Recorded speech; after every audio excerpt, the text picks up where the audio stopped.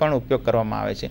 કેટલીક વખત પર્ણો જે હોય એ પર્ણોને એકઠા કરી અને એમાંથી ખાતર બનાવવા માટે પણ સેન્દ્રિય ખાતર પદ્ધતિથી અને ખાડાની અંદર પાણીના ભેજવાળા માધ્યમની અંદર ખાડામાં દાટી દો એટલે પર્ણો એ 6-8 મહિનાની અંદર આપણને સેન્દ્રિય ખાતરનો ખૂબ મોટો જથ્થો પણ આપે છે.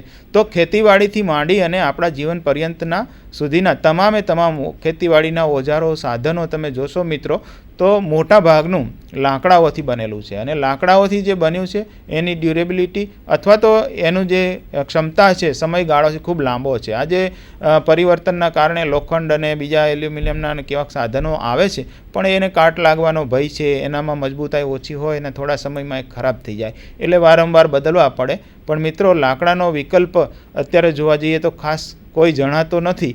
એટલા માટે જ આપણે લાકડાનો ઉછેર કરવા માટે જંગલોનો ઉછેર કરવો પડે, વૃક્ષોનો ઉછેર કરવો પડે, તો જ આપણી પેપરની જરૂરિયાતો, કાગળની જરૂરિયાતો, ફર્નિચરની જરૂરિયાતો, રાળ, રેઝિન, ગમ, ગુંદર, પછી પેન્ટ, રબર જે છે એ, રંગો, રસાયણો બધું તો જ આપણને મળશે, નહીં તો મળી શકશે નહીં. અંતમાં આ વિદ્યાર્થી મિત્રો મારે તમને એટલું જ કહેવાનું કે જો જંગલો બચશે અને કુદરતી સંપત્તિ બચશે તો આપણી આવનારી પેઢી એ સુખી અને સાધન સંપન્ન જીવન જીવી શકશે. એટલે જેટલો ઉપયોગ આપણે કરીએ એના કરતાં બમણું એનું વાવેતર કરી અને આવા ઇમારતી લાકડાના જંગલોમાં વધારો કરવાથી સુખી અને સરળ રીતે આપણે જિંદગી જીવી શકીએ અને આપણી આગલી પેઢી પણ જીવી શકે. તો મિત્રો મને લાગે છે કે આજના દિવસે આ ઇમારતી લાકડા વિશેની માહિતી આપણને ખૂબ જ ઉપયોગી પુરવાર થઈ હશે તેવું હું માનું છું.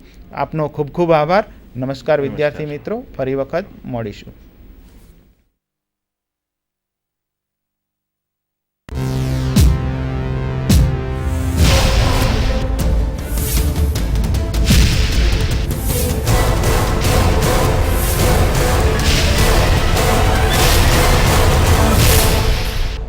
Sandhan